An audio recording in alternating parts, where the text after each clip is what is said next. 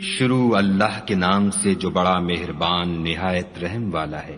جو چیز آسمانوں میں ہے اور جو چیز زمین میں ہے سب خدا کی تسبیح کرتی ہے، جو بادشاہ حقیقی، پاک ذات، زبردست حکمت والا ہے۔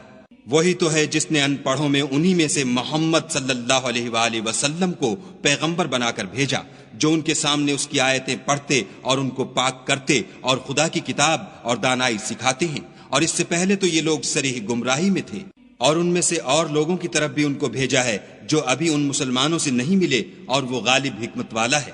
یہ خدا کا فضل ہے، جسے چاہتا ہے عطا کرتا ہے، اور خدا بڑے فضل کا مالک ہے۔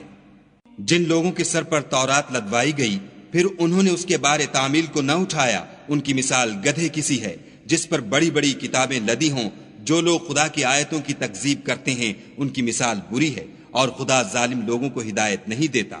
کہہ دو کہ اے یہود، اگر تم کو یہ دعویٰ ہو کہ تم ہی خدا کے دوست ہو اور لوگ نہیں، تو اگر تم سچے ہو تو ذرا موت کی آرزو تو کرو، اور یہ ان اعمال کے سبب جو کر چکے ہیں ہرگز اس کی آرزو نہیں کریں گے، اور خدا ظالموں سے خوب واقف ہے۔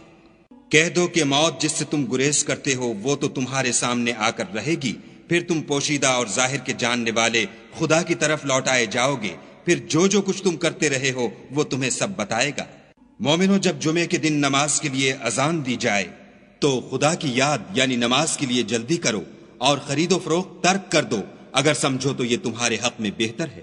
پھر جب نماز ہو چکے تو اپنی اپنی راہ لو اور خدا کا فضل تلاش کرو، اور خدا کو بہت بہت یاد کرتے رہو تاکہ نجات پاؤ۔ اور جب یہ لوگ سودا بکتا یا تماشا ہوتا دیکھتے ہیں تو ادھر بھاگ جاتے ہیں اور تمہیں کھڑے کا کھڑا چھوڑ جاتے ہیں۔ کہہ دو کہ جو چیز خدا کے ہاں ہے وہ تماشے اور سودے سے کہیں بہتر ہے، اور خدا سب سے بہتر رزق دینے والا ہے۔